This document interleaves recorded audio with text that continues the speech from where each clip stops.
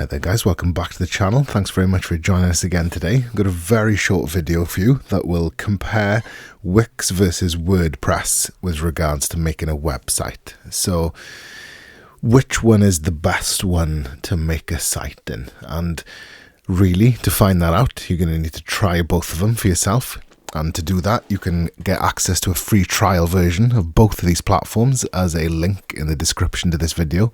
So if you look down below, you'll have an access to the Wix free trial version as well as the WordPress one. And really, if you're a beginner and you don't know how to code in HTML, if you haven't got a sort of background in web development and you are more of a sort of drag and drop kind of person, then Wix would be the platform for you. I would recommend that, and as you can see, it's as simple as adding a box or an element in. Obviously we've got extensive tutorials across our channel which will demonstrate for you in detail how to do that, and whatever you like the look of, you can click and drag it and dump it into your site just like that.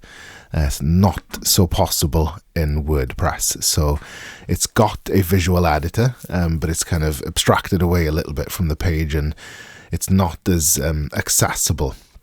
So it does require a little bit of HTML knowledge, at least a little bit, I'd say, to get the most out of something like WordPress. So it would be for the more advanced user. We've got a more thorough kind of comparison video of them both as platforms as well on the channel.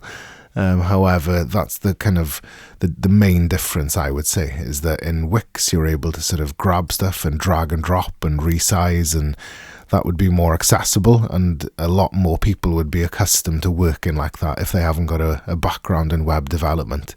However, with WordPress it looks a little bit more like coding, if you know what I mean. It's not as easily accessible, and if you haven't got that background knowledge in HTML scripting, then you're going to probably struggle with doing simple things, whereas with Wix you don't need any knowledge of that stuff, and if you can't find what you need to under the add element section of the page, then you'll find it on the App Store. Same could be said for WordPress, but I would say there's more stuff integrated into Wix as default, whereas with WordPress you'd have to get more third-party apps and stuff like that.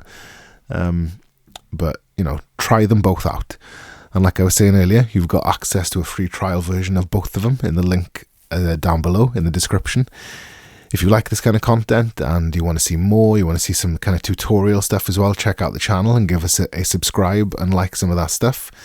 And if you've got any suggestions for future videos, you can leave them as a comment down below. And thank you very much for joining us. Goodbye.